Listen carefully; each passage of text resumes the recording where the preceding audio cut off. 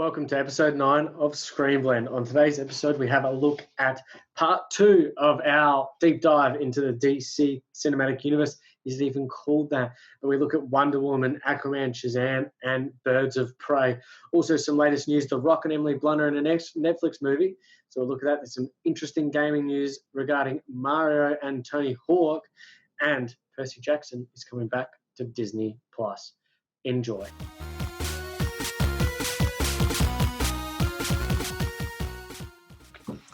Welcome, everybody. Welcome to Screenblend episode 9. So today we're going through part 2 of going through the DC extended universe. And this is my co-host, Will Cutts. G'day, Jack. How are you today?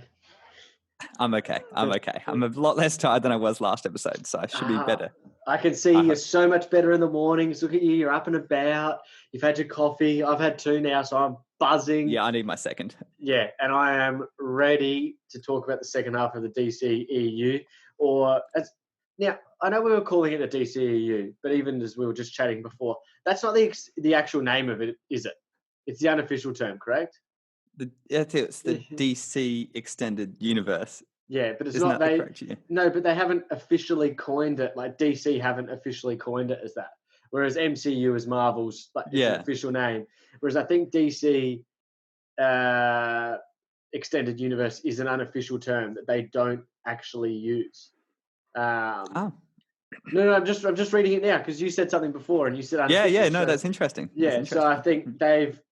I don't think there's an actual name for it though. They probably abandoned it after a couple of shit films. I think my understanding of that is, and we'll go into a bit of news, guys and girls, and then get into DC chat again for part 2. But I think their way of doing that is because there's so many movies just popping up at different sort of timelines, and if they decide that the Batman movie coming is not going to be a part of that universe, they don't have to say it's all connected then. I think that might be like with the Joker coming out, they could say it's a DC property, but it's not.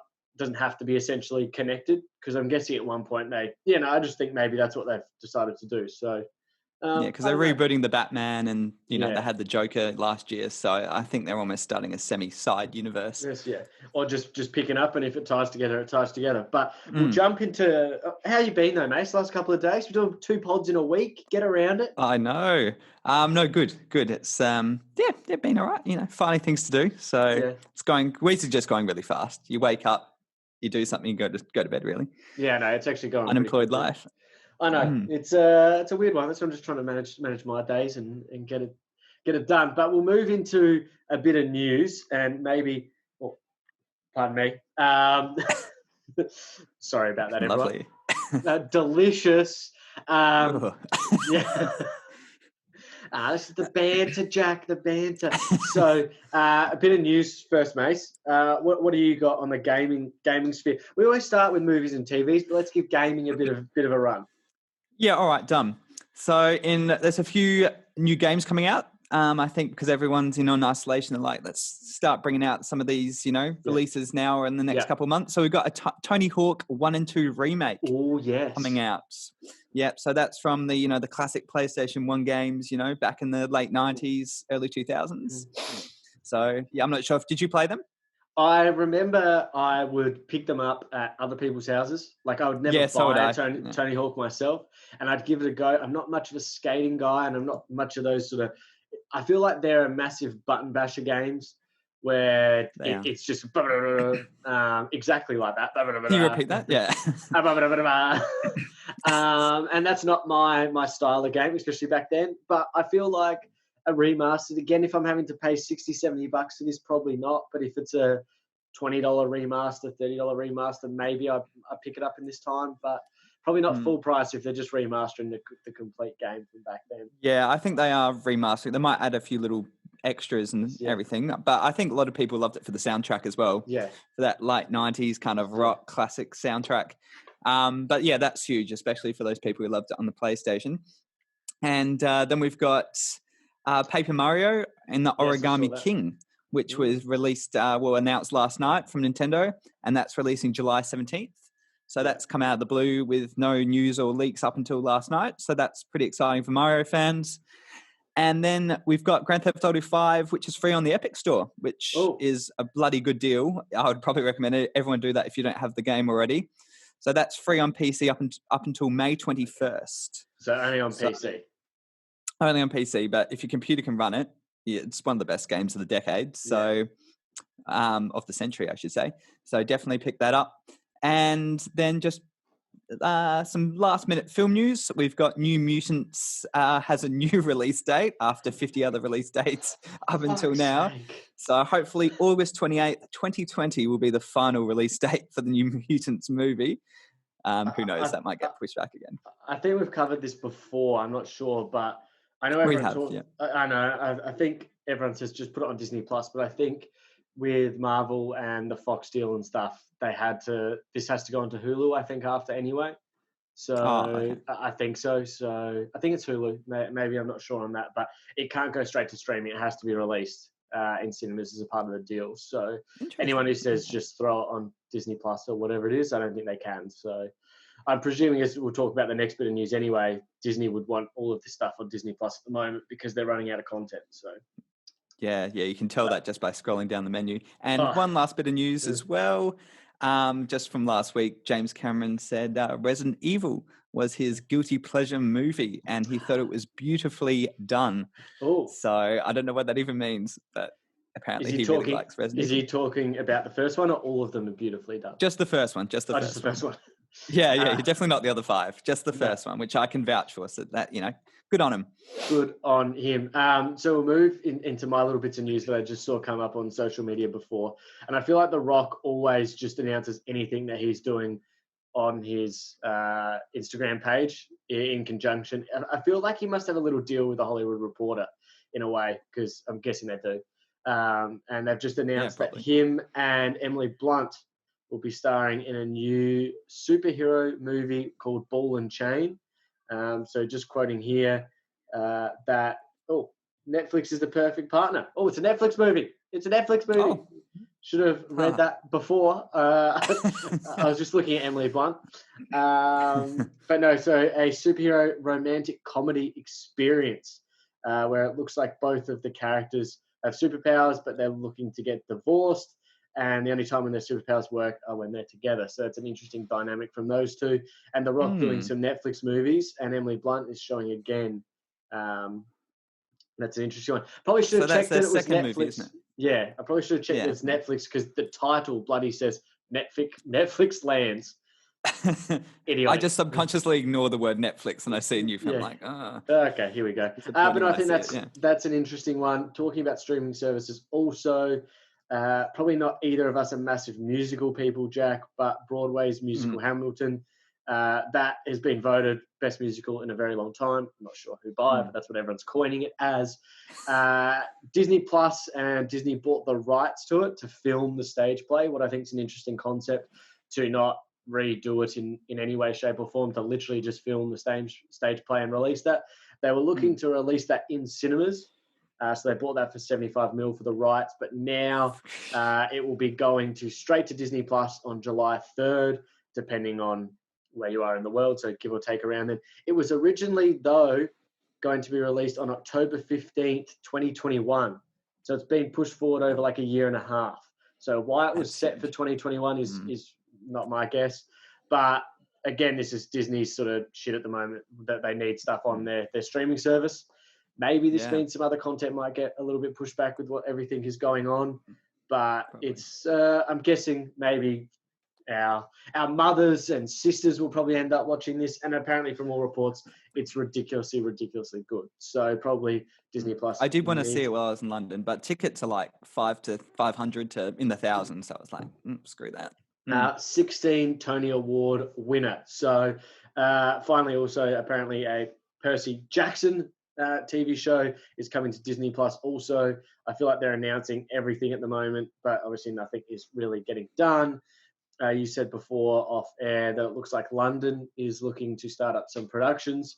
They've released their guidelines with obviously COVID-19.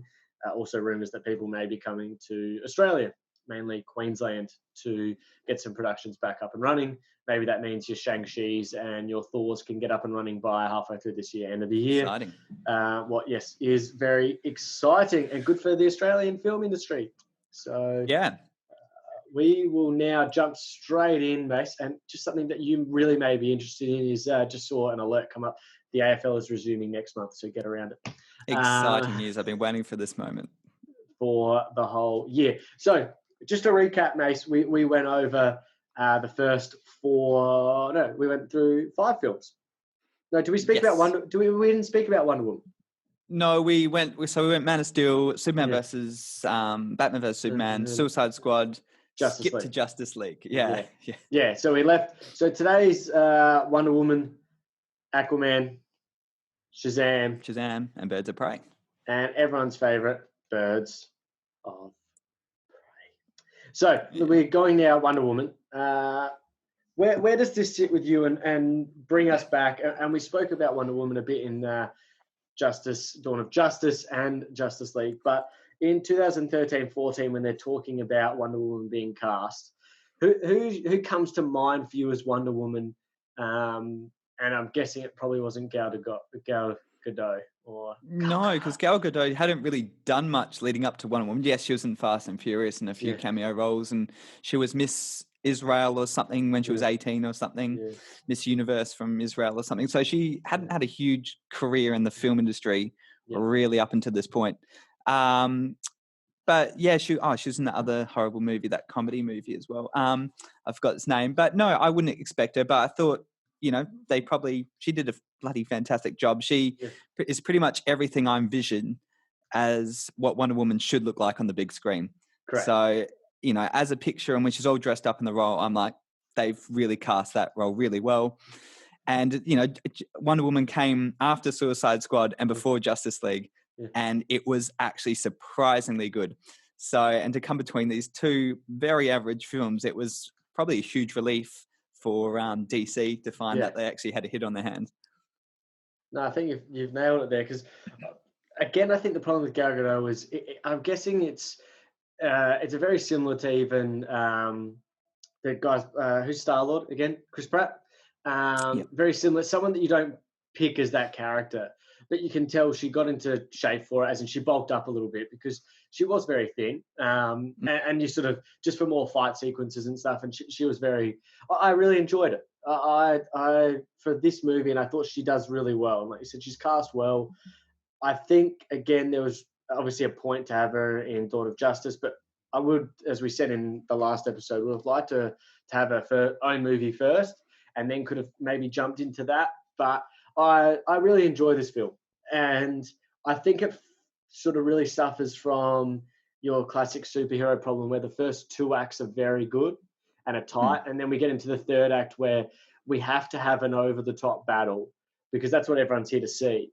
And we need to start throwing the CGI in. It just reminds me a little bit of Black Panther, where it's like we're just going to throw CGI for the last 20 minutes and it's just going to take us out of it a little bit. But where does this movie really sit for you? Well, like you said, I think it started really strong. Those first 2 acts, her origin story, and on the island, and showing her close figures, her mother. I thought that was really well done. It, unlike a Batman vs Superman, they actually took time to give her some backstory. It wasn't over the credits.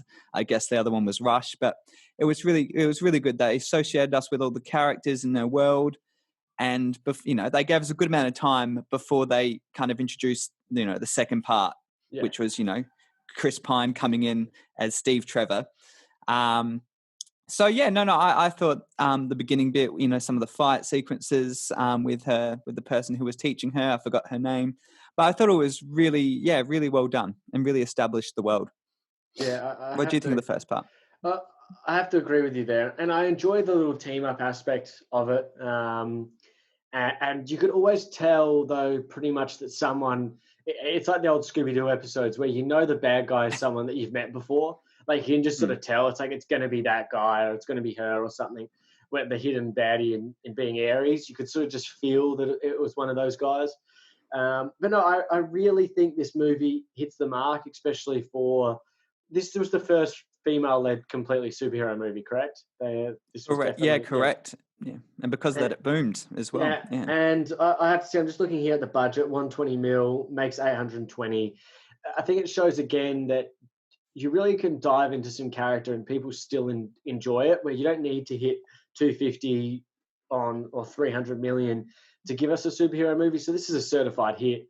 And I think the thing that really annoys me a little bit about this is it's released in 2017, and I know DC is a little bit slower to get their properties out, but it's going to be 2022, 2023 now, no matter what, when this next one comes out. And it's 5-6 years. I know it's not. I know we've had a little Justice League in there also, but I don't see them hitting. Oh no, sorry. Wonder Woman 1984 is obviously coming out this year, but I don't think it will hit this year. So it'll be next year. So it's going to be 4 years in between, and they'll probably end up pushing that back to halfway through next year. I would have thought anyway, just with times of when movies get released. So it's 4 years in between, and I just don't know where we go next, because I feel like they're going to push this one and make this one a lot bigger, and it's going to take us away from what we. Yes, they're already saying the next one's budget is getting closer to 200 mil. So yeah, I get that. Yeah. I get it. You always add more money on as you have to, but I like the grounded sort of nature of this, taking it out of a different time zone, and I did really enjoy this. You can still see though there's there's a lot of Zack Snyder still in this, since he did write the story. It was a story by. He didn't write the screenplay, but the story was by him. So he still had his little fingers over the whole DC EU at this point.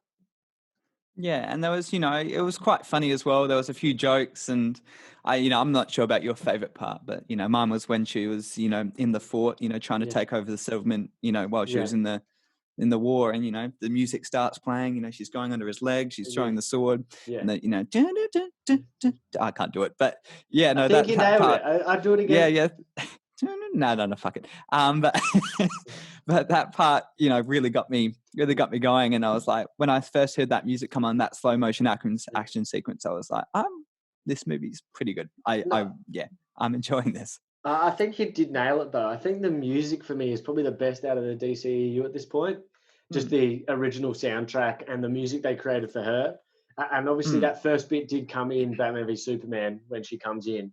And they continued that theme on into this and a little bit of Justice League too. But I did really, really enjoy this one. And you can see it has a good amount of rewatchability. I think that's the key for a lot of these ones is if you can bring in rewatchability, and that's what's nailed on this part. And I feel like, because what's her face, Gal Gadot she's 35 now, so she's still got another 10, 15 years in this role if necessary. So 10 years. Like they're gonna push it out for a little bit more if they need to. So no, I think. And I love Chris Pine personally. You can as an actor, I love the Star Treks and all that, and he's quite charismatic, and he can be quite funny as well. And so I thought he really complimented Gal Gadot. The chemistry of them was really good. No, I think for someone like him, I always think of him as a bit of a leading man, and to take he's a lead in this, but to take sort of a step back and to play second fiddle, I give him a lot for that, because he nails that in this character, sort of being subverting it all, and obviously having her as the superhero and him as the guy who has no powers, and sort of changing it as it's that sort of love story between them two. What obviously is normally flipped in other movies. So I really enjoyed that, and I think he plays that role really, really well. And this is a lot better depiction of I'll be saying this correctly here, Themyscira, the Amazonian home. I think better than Justice League. Good shot. I couldn't correct you either way. No, I think this shows it a little bit better, even though obviously Zack Snyder and his wife were producers and story on both of those movies. So, but I feel like it depicts them a little bit better. But then the connection too with, you got to throw in Bruce Wayne and all this other bloody shit too. It's just like, okay, it's a connected universe, yada yada yada. So I know, I think it's a good film. Not my favorite in the series, but it's an enjoyable rewatch, and it's a good start for this character compared to obviously a lot of the other ones in this list. So because the bad guy in this as well, Mike, what did you think of David Thewlis, or whatever his name is, as Ares? No, I think it again comes from the point of it has to just have a CGI battle at the end, and I don't really understand his powers 100%, how you defeat him. No. And what really his motivations are sometimes. I think it's just standard baddie. I feel like if this was a Marvel baddie, they'd be really destroying him for it, like just another typical shit bad guy. And again, I think the hardest thing for me is how unmemorable that character is sort of to this story. It could have been anyone else. And I think Ares is obviously a big baddie for her. But whether, again, we don't need to use such big bad guys in earlier movies and give them more of a, again, he'll probably come back in a third movie or some shit. I don't know. But it's so unmemorable for me. That's probably my thing. And like I said at the start with the Scooby-Doo villain joke, you could just sort of tell that he was the bad guy, if that makes sense. I was kind of blind to it, to be honest. Yeah. I don't think he's very intimidating at all. I don't think, which is good because he throws you off and you don't actually think he's the bad guy. But once you know he's the bad guy, he's not really that scary, or, he's pretty small, really. He's not buff or big. He's just, some average guy. He's just Lupin from Harry Potter. Like, yeah, he's nothing big. Yeah. No, I think, he just sort of, I always go into movies and I'm always like, okay, who's the bad guy now? Like, unless they're telling me right at the start and it's supposed to be like a fake out, I'm always thinking, I'm like, okay, it's someone too close to the story now. So, and it's not going to be Chris Pine. So I just was like, it's going to have to be him. So, now we'll slide across to, so obviously in the release dates, Justice League would be next. And now we move on to Aquaman. So it's a full year on from Justice League then. James Wan directs this with obviously everyone's favorite, what's his face, Jason Momoa playing the role. Again, now we throw into Aquaman, and I have some strong words about this film, and it's always my favorite is show, don't tell. And when I started watching it 2 nights ago, and I tell you all right now, I couldn't finish it. I know you finished it last night. I can't finish this movie. I bloody hated it. And anyone who says they like this movie, I don't understand. I know movies are subjective, but I hate this movie with a passion. Why? The first 5 minutes, just go back and watch it. I don't need Jason Momoa doing narration about him and their parents' meeting. Show me them meeting. And that's all I need to see. I'll understand from it that she's from a different world and this is just a regular man and they have a kid. Now, that's my first thing wrong with it. The second thing is I hate this movie, how every single time it's so poorly written. Who writes this? David Leslie Johnson McGoldrick and Will Bill. Now, it's so poorly written that every time they need to manufacture tension or manufacture a fight sequence, they just have someone blow through a wall. It's never like, well, when you think about it, it's like blow through a wall or someone comes out of nowhere. It's always like a heartfelt moment, and then we're going to blow a wall open and we're going to have an action set piece. Now, for me, it just shows It just shows lazy writing that you can't for me, it's just so boring and it's so manufactured that I can't really get used to any scene because I'm just sort of waiting who's going to blow through a wall now, especially gets later into the film. I think obviously that set piece in Italy is unreal. So well done. That is very well done, that set piece. But it's just out of nowhere, Black Manta just comes.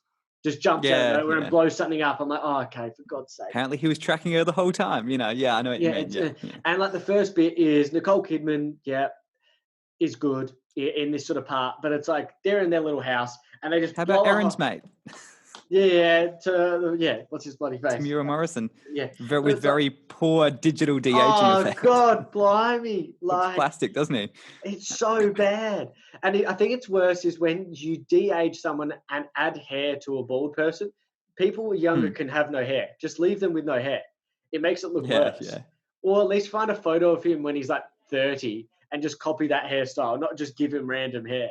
It's like popping my hair on him. It's just that just won't they don't pull it off, do they? And and I love how it's such an Australian film as well. Nicole Kidman is the mother, him is the him. I know he's New Zealand, but him is the dad. Yeah, and it's just Jason Momoa. He's he was born in Hawaii, but he comes to Australia a lot. Avid Port Adelaide supporter. Yeah, don't support that.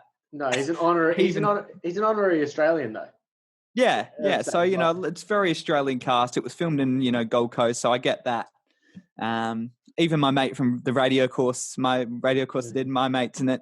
He's the waiter in the Italy scene, and he switches over to and he's quite prominent. Like you can easily see him, and then he switches over to like the flower seller a minute after the introduction to the Italy scene. So if you look up, he's playing two different roles a minute apart. That's actually bloody good. Yeah, you can keep an eye out for him if you watch it again. He's got quite a big, heavy beard, and he says Jason Momoa always went backstage after a scene and played his golden guitar or something. He said that was a massive pain. Very Aussie. I think the film, though, for me, what frustrates me is this is a nailed-on just set pieces, and someone sat in a boardroom with putting up a screenplay together and drawing what each scene's going to look like, but doesn't have any connective tissue from each moment. So, and that's where I think I enjoy elements of this movie. So I enjoy some of the set pieces, and the fights are fine. I just hate how they get from each spot to the next spot. That's what really frustrates. It's a fetch quest. Yeah. Like Star Wars, isn't it? And it's just like, okay, we've got to go here to get this. We've got to go here. We've got to go here. Oh, now we have to look through this, and now we go here. But I don't understand why they have to do all this sort of stuff. And obviously there's the two bad guys, and I hate how movies always have to go like we have to have the first bad guy and then we have the second one, and then the big one is always I think the Black Manta character is good, and what I would have preferred to have seen and could have cut some runtime out of this is have him in that opening sequence of the second sequence. It's sort of like we see Aquaman for the first time. Black Manta goes for the rest of the movie. Maybe we think he dies there. And then at the end of the film, he comes back. And maybe there's a connection of some point. I don't know. And I know there's bits I'm missing there. But I don't like the fact that he's sort of like certain set pieces are with him. Or then don't have the thing with his brother this whole movie. Have Black Manta as the bad guy. And the brother's sort of overarching into maybe a second film or something. I don't know. I just annoyed that part of me also. I love how they don't really care at all for what happened in Justice League. Really, they waved it off very briefly, don't they? Just defeated, Yeah, they just get rid of it really quickly. The obviously the fight between Earth and underwater is there. I hate this movie. Surface world, they call it. Surface world. Sorry, Such a surface, joke. Surface world. I just hate the fact that every time there's a set piece in this, it's just has to be someone blows through a wall, and I would have preferred. And I think as I go back to the Nicole Kidman moment too, I'm sort of over a lot of films now 100% showing the fact that there's stunt doubles. Like I know Nicole Kidman can't do all this fighting and stuff, but it's so obvious in moments that it is stunt doubles and how the camera's sort of moving and stuff. And again, it feels very Star Warsy to me because these bad guys are like shooting, yet then when they could easily kill you, they just stop, and then it's like hand-to-hand combat now. It's like, okay, you've shot through a wall, she's standing there, like, oh, come on. And then why is it that Aquaman's body, like I said, I texted you, and I was like, why is he bulletproof? Like, what? How can he be bulletproof? Like, I don't know the backstory, but... But then, what's her face? Let me actually just get her name. Amber Heard? No. So Nicole Kidman's character, she gets stabbed. So is a stabbing the same thing as a bullet, or did she get stabbed by something? Like, is it, because I don't see how he can be bulletproof. You don't need to Atlantean steel, I think, mattered. I don't know. God's sake.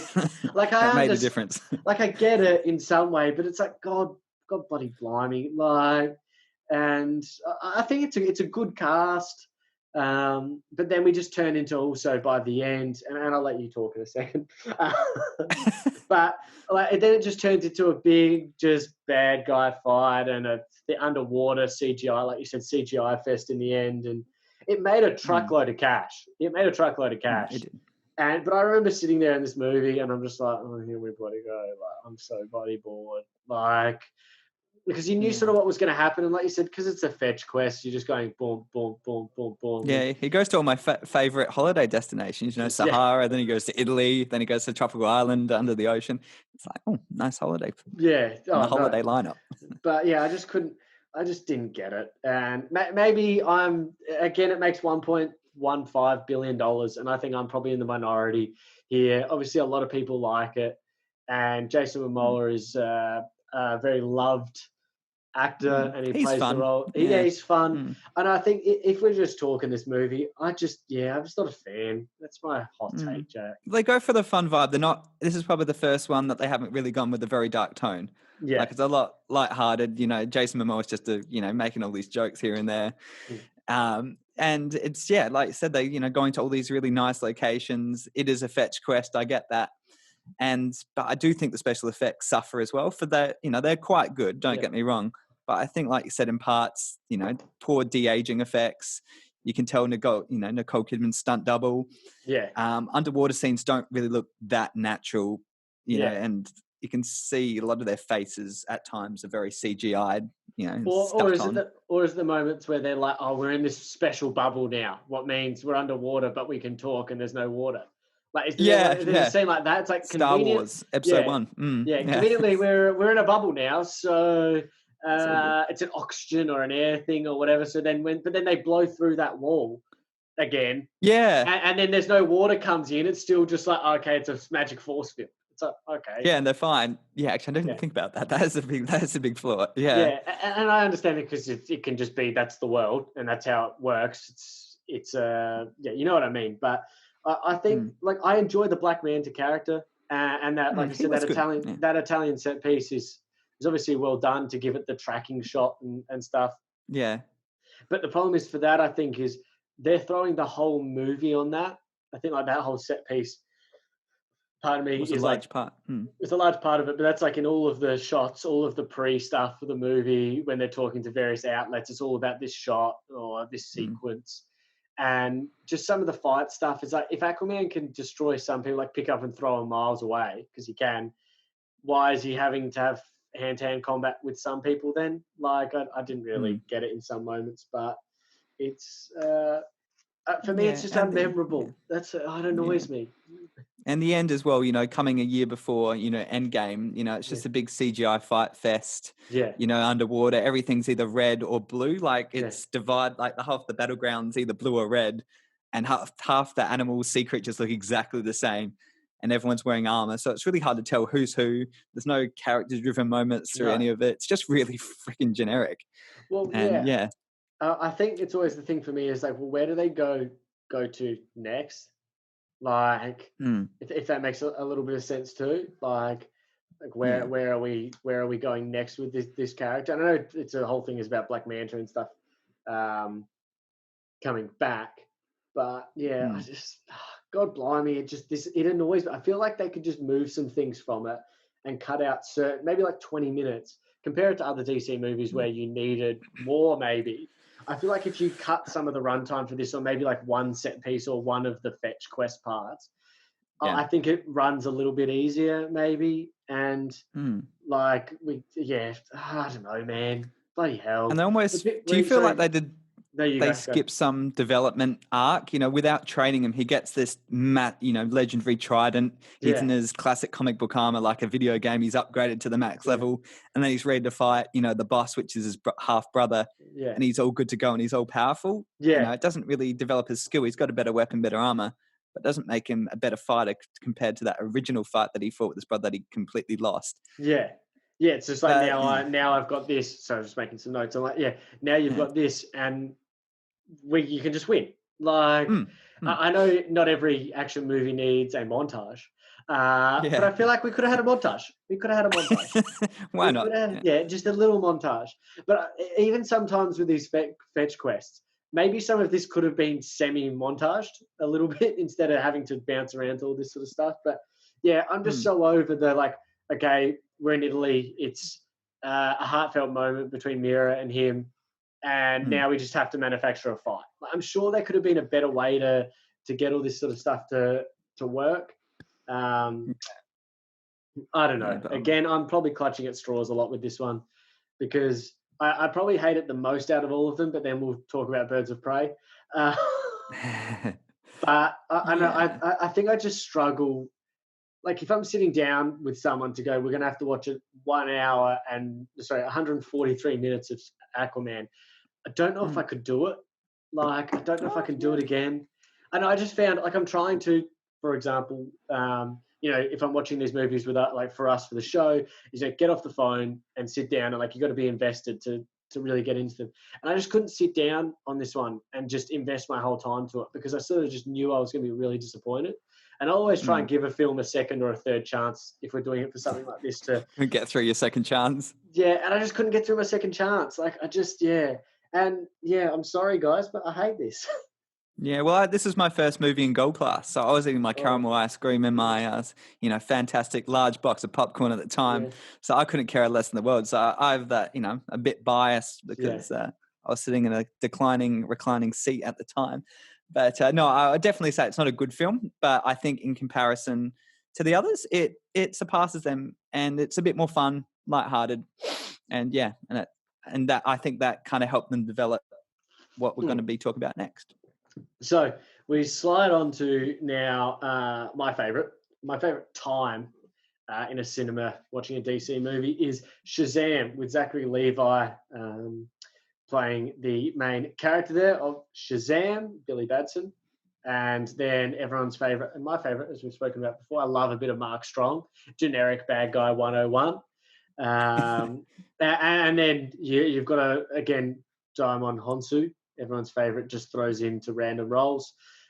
He's in there, and then there's a lot of different younger actors that play. Who's Daimon Honsu? Is he's the Guardian? Isn't he? Gives him the staff, isn't he? As Shazam, first Shazam there. So no, give me your first thoughts on Shazam. Well, like you, I would say this. It's not a serious film, but it is probably one of my favorites. It's similar to Aquaman. It's fun. It's lighthearted. And I really love the casting for this one. I think everyone, Zachary Levi, is it Levi or Levi? I just say Levi, yeah. Levi. Yeah, I think he's fantastic. He's automatically just this childish actor to start with. And he's like, I'm not sure if you saw Chuck, but he's very childish to start with. So I think they found a really good role that's, that this is him, it's so well suited to his character. He's just really goofy. This is hands down probably my favorite. Yeah.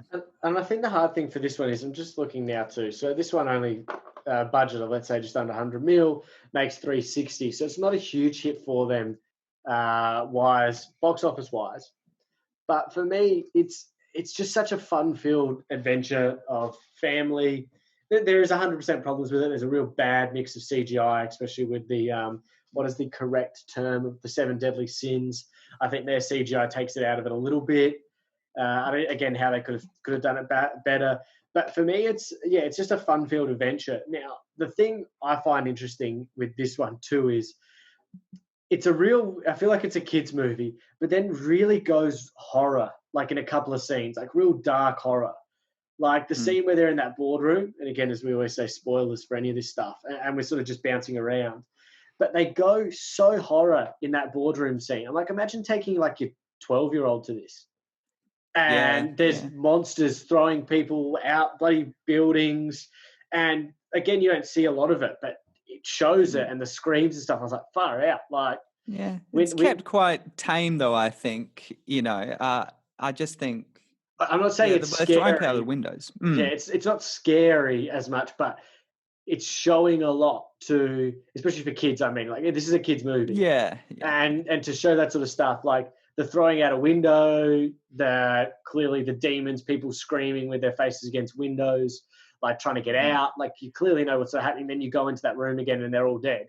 Like, again, it's very like bleak. Okay, there's no blood and stuff, but for a kids movie, I thought, wow, that's they've gone pretty far on that. Interesting fact about that scene, that was the last one in post-production, and they had to they didn't actually finish a lot of the smoke effects and animation effects in that scene, so a lot of monsters are just quite stationary in that film, not doing a lot, and some of the smoke effects haven't been added. So just an interesting fact there, because they ran out of time to release the movie. Far out. I really enjoy this. I like so I think his name's Asher Angel or Angel, and then the Freddie Freeman character. I think their dynamic's really good, but then also Zachary Levi. his connection with the Freddie Freeman character is very good too. The sort of dynamic between the three of those actors work really well. Obviously, Zachary Levi plays, again, you can see how he was sort of number 2 choice for Star-Lord, plays that sort of quirky hero. And I haven't seen a lot of Chuck.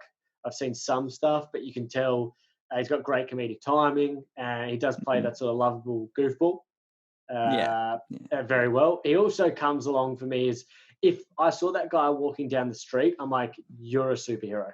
Like, just his build, 6'3", 6'4", built like a brick shit house. You can sort of go, you look right for that role. And you can sort of... he's a geek who's built up. Yeah. But he has, you look at him and you go, you look like you could be a superhero. If he played Superman, I'd go, yeah, sure. Like, that physique for me shows that. And no, I think this movie does well divulging a little bit into it. I think like the classic, obviously, sort of bit with Drum and Honsu at the start. Like, it's a good backstory. Again, there's a lot of a bit of narration, but not too much. I feel like they really show what's going on, so you have to understand it for yourself. There's obviously a bit of exposition when the original Shazam comes in, then with the Dr. Sylvana character, the younger one, about sort of what's going on. And then I do really feel for the young Billy Batson character with the stuff going on with his mother. I think that's really heartfelt. And then that really nails on the connection of family later on in the movie, when all his whole life is about finding his mum, and then he finds his mum and she doesn't really give a fuck about it. I was like, wow. Like, it's deep. It hits you. It's like, oh, I can remember. That's pretty sad. Yeah. Like, when 100%, when he's not even adult yet, obviously there's moments of the mum, and the fact is also, how ridiculous is it that she's just 1 block away and he's never found her? Like, I sort of, that sort of stuff, I was like, okay, guys. But I really thought it was bloody, like, it's heartfelt at that moment. You feel for the kid. And then when he gets, like, the only thing I didn't 100% like, but I get it, is the end, where they obviously all come together as the other, like, they're all the individual parts of the characters. I would have really liked that to sort of come across in like a sequel maybe or something, but also I get it. It nails it on now, and I enjoyed it. I feel like because Shazam's not not as well known DC property, and especially seeing he's actually called Captain Marvel in the comics, because Captain Marvel came out year after, they had to call it Shazam instead. So the audience appeal and the recognition of the franchise, it wasn't well known, so they probably threw in everything they could just in case they didn't get a sequel. But I think what makes it work is it's relatable, isn't it? Like, if I had superheroes as a kid, I'd be going on YouTube doing trial one of my fast ability, trial one of my strength ability, and trying to get heaps of hits and getting famous. That's exactly what I'd do. I'd go to the beer, get some beer from the store, throw some guys to the window. He did everything I would do if I did have those powers in my control.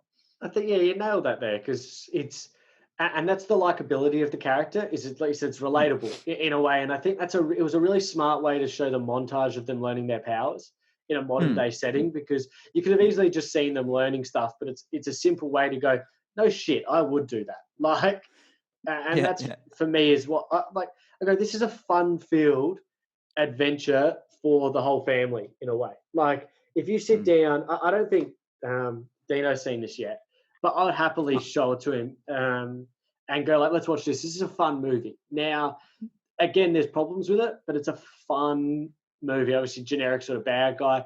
But there's even moments where it's a coming-of-age story too, of a young boy, and even just the relationships he has with his foster brothers and sisters, and how he still only really cares for himself, even when it gets the only time he doesn't is when it gets to the end of the movie, he's got to save them. So again, there's little moments where I just go, like, really, screenwriters, you got to manufacture tension, where his stepsister's walking across the road and nearly gets hit by a bloody truck or whatever it is, and then he saves her, and it's like, oh, okay, here we go. Like, I get it.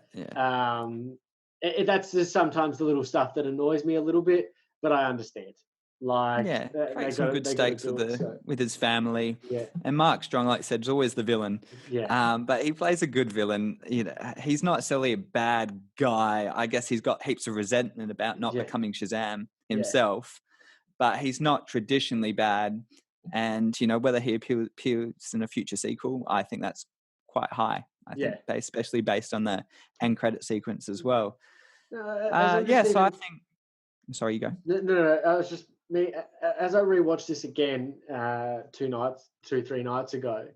I just really like I go through it and I pick up certain moments, but I think it's sad that this one only made the under 400 million because it is the most you connect with the characters on like you've said previously on a level with this here where I just go this is a fun filled family adventure and I enjoy the little connections with the Batman and Superman characters too, like it's set in this world and No, they're actually related back to it a lot. You know, he's going through the toy store, he's throwing yeah, Batman I thought that's Superman great. Yeah, I thought that was great. Like that's Mm. really it shows again because there's a Batman and Superman characters. We would sort of like as we talk about the boys and stuff.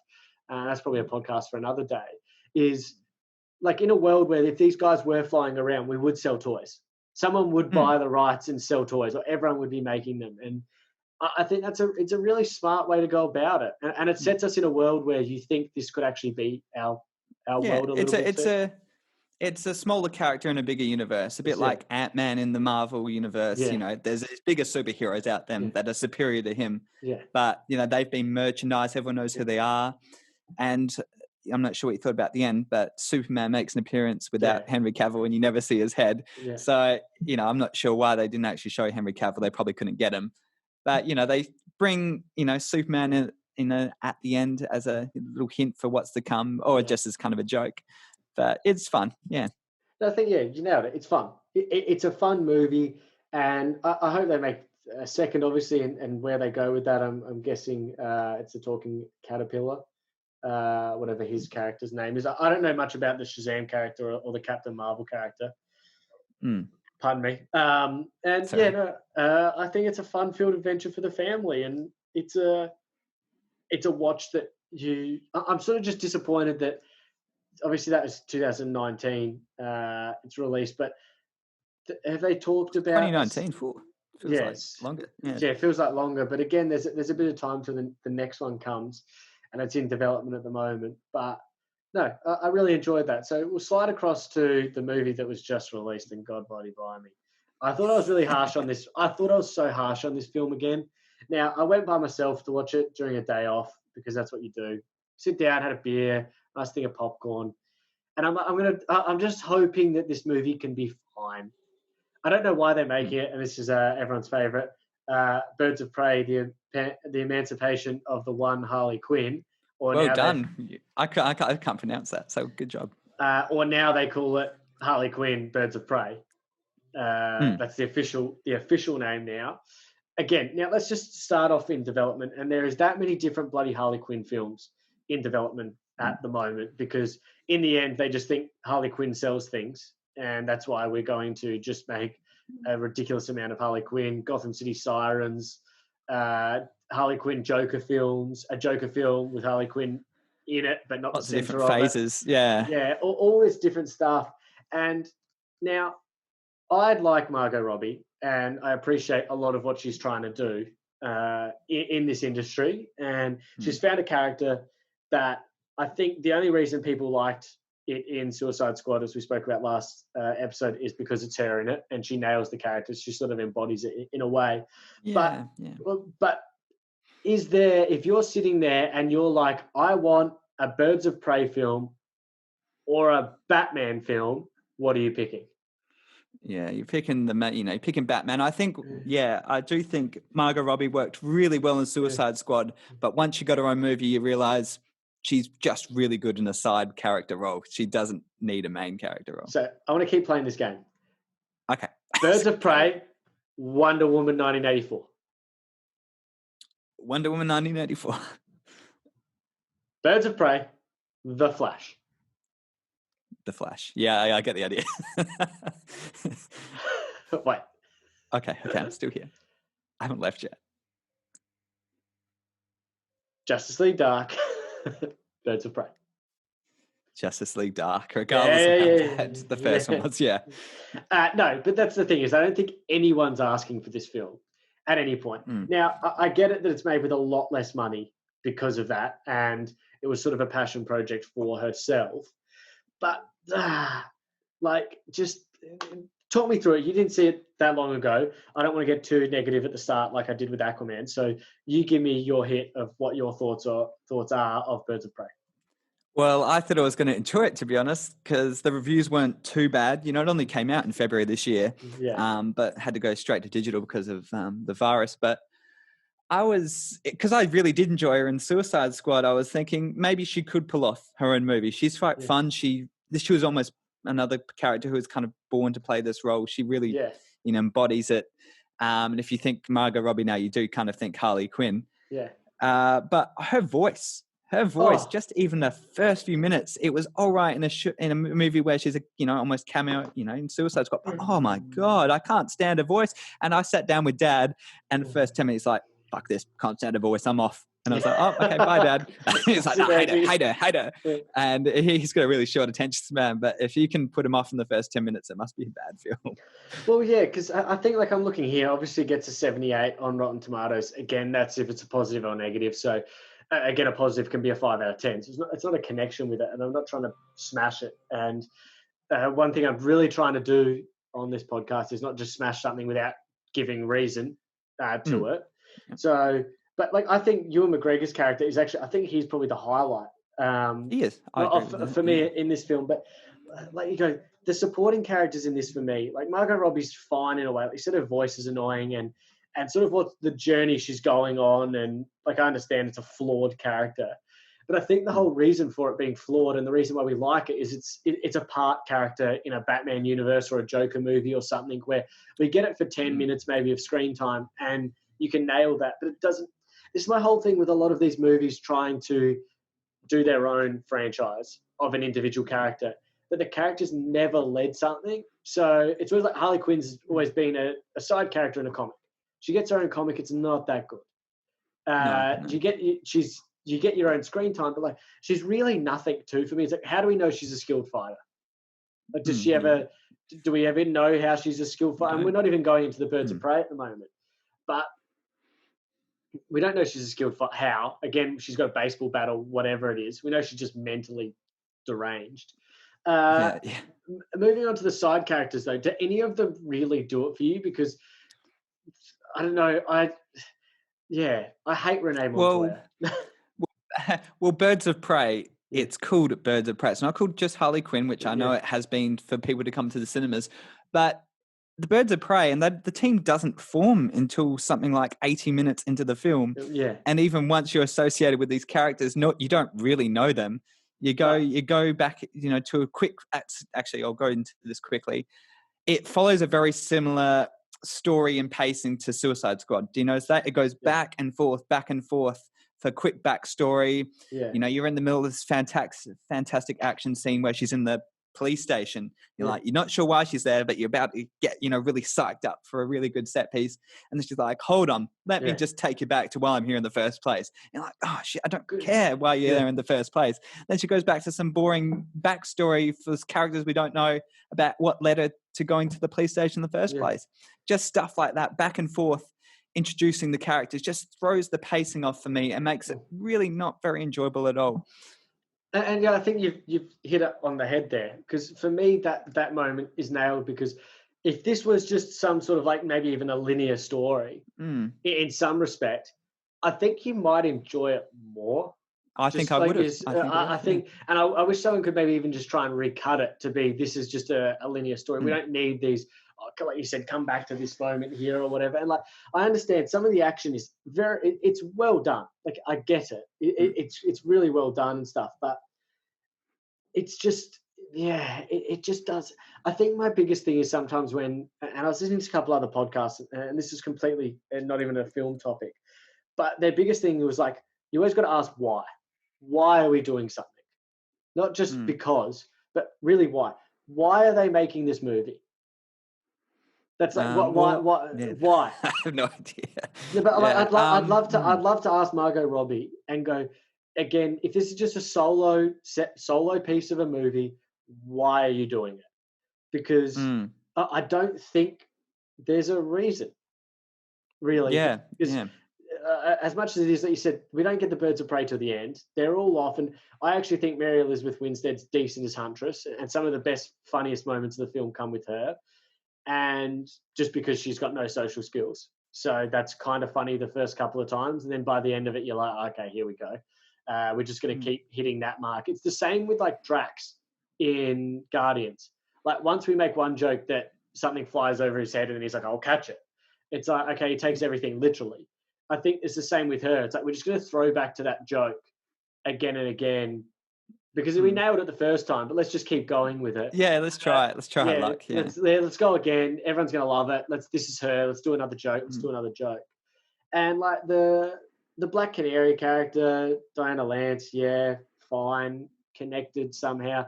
But why is she in this club at the same time? There's so much connecting, like so much just like that's convenient. That's so convenient. Why has she never done her screamy thing before? Like why has she never fought superheroes? And also the Renee Montoya character, and I'll blast this now. Okay. She's just a generic cop. Like she doesn't even look skilled. She's no offense. She's like, useless. She's almost slapstick. She's absolutely useless. I know they're playing off the drunk, like alcoholic sort of character because all the shit that's going on with her. But I'm just like, what's the point of this person? Give me someone who's like, imagine if that the cop character, okay, there's obviously going to be some moral ambiguity of her because she's obviously teaming up with these characters. But for me at this point, there's not one thing where I'm like, you're a good person at all, or just you can even be, I don't know, she just annoyed me the whole time. I'm like, how are you going to fight off hundreds of guys, not people, but hundreds hundreds of aimless villains? Why are you a better shot than they are? How can you survive this? It's like, why? Why? Because I can get how the Black Canary character, maybe she seems like a skilled fighter somehow, and she's got her voice stuff.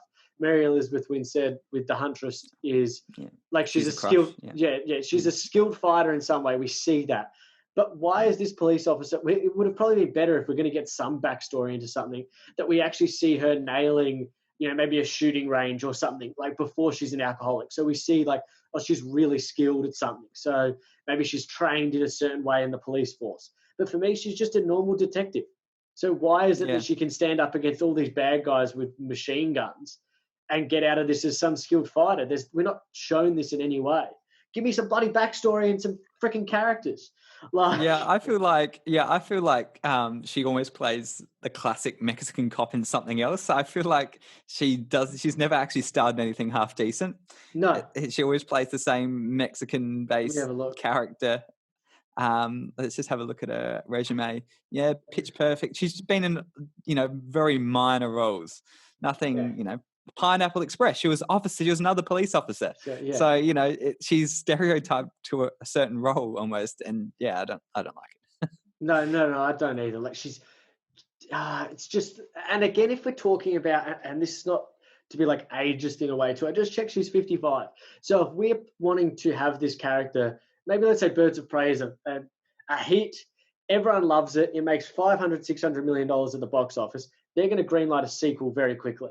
She's going to be but she's going to be 60 by the time a DC movie does a sequel because they take 5 years. No offense, she's not like.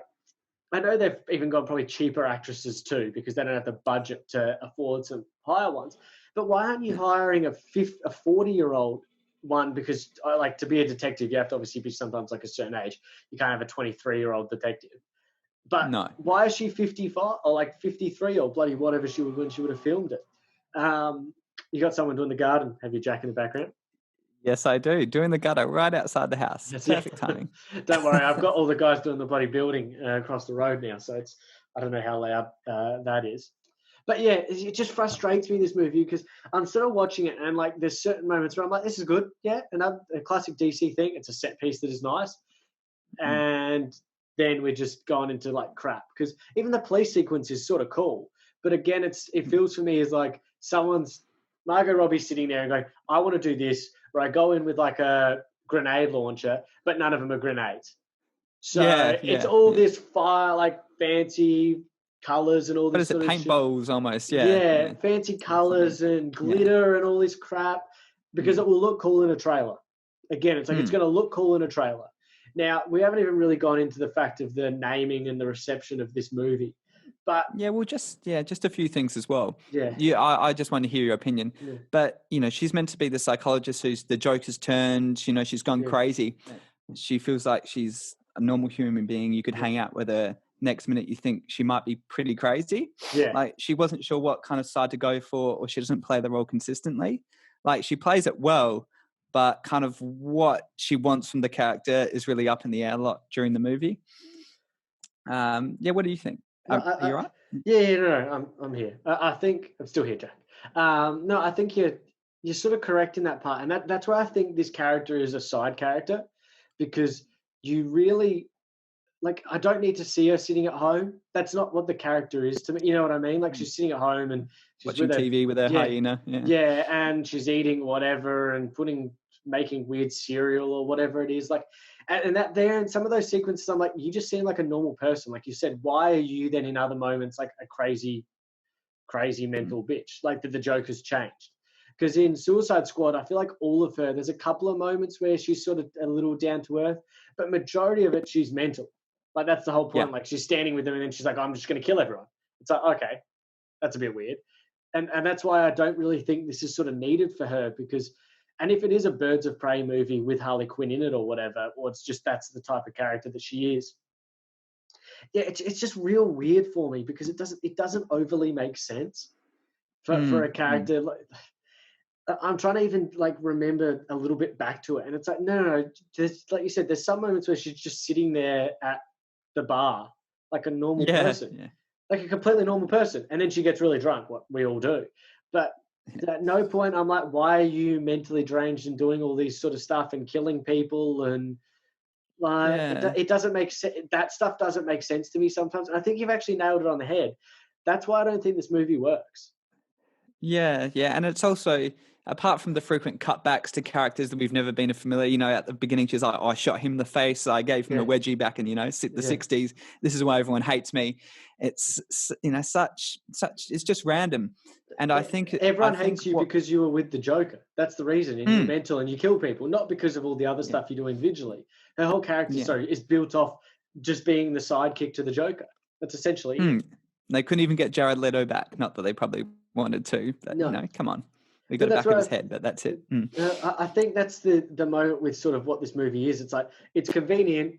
We've got no Joker, and this is what happens when she has no Joker. Like, okay, like I kind of get that part, but it doesn't really make a load of sense to me. And I think I like Margot Robbie. Like I really like her. No, sorry, but like I really like her. But I'm just sort of, I just go, why? Why are we doing it? Like, yeah, you'll go. So I mean, I think this is the first R-rated one we should mention too. R-rated film of the DC universe, because they're kind of coming off Logan, and so there's a lot of bone breaking. But there's not a lot that also makes it R-rated, which I think limited the audience because there's not a whole lot of gore or blood. It could be M for that matter. The only thing that pushes it to an R rating is this fact. You see a few bones breaking. Ewan McGregor gets blown up by a grenade at the end, and you kind of see a lot of the gore from that as he falls into the water. But beyond that, I couldn't think anywhere else where I'd say give this an R rating, because otherwise that's lost a lot of its audience to start with. Is it an R rating for? It's an R rating for America though, so they don't have MA. Yeah, for America. But compared to the other films. So and I think that's probably where it lost a lot of people too. Is it doesn't need an R rating, like, and that's where that's where the box office just doesn't really go. So for me, it's again a movie that I don't want to watch again. I would never really go. I'm not going to watch this again, and I don't think it sets up either a sequel for this.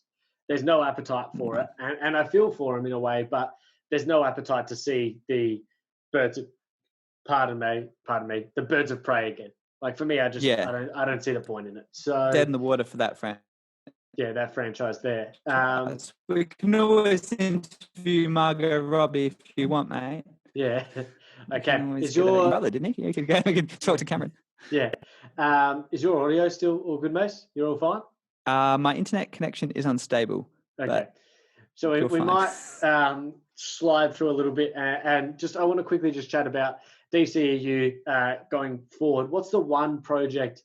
I think we'll do a podcast on the Batman and stuff coming up, so we won't go too much into that now because for me that's a longer form sort of chat. regarding that whole sort of franchise. And similar to the Flash, I think we can go into them at another point, and maybe even a part 3 sort of thing with where this goes. But out of any other projects, what's something you're interested in the future of the DCEU? Well, now they've almost gone off. It's a bit confusing now, I think, the timeline of the DCU, because, they had the Joker last year, and they've got the Batman coming out, or, next year with Robert Pattinson. And this is in an entirely different universe.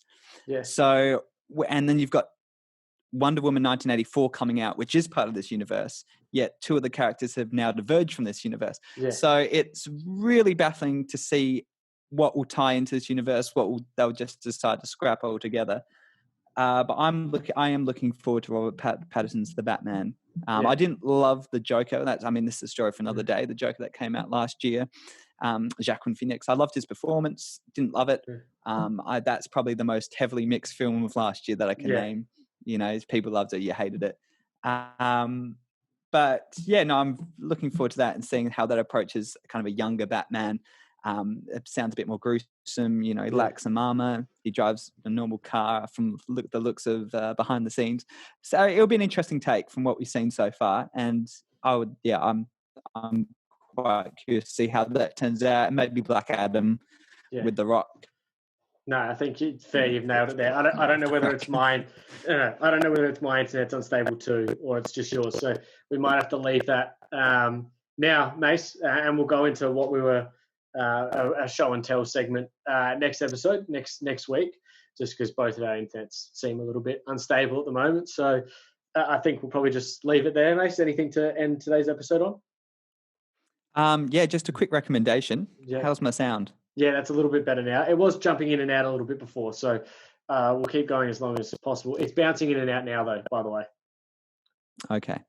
So I would just recommend Defending Jacob. Sorry.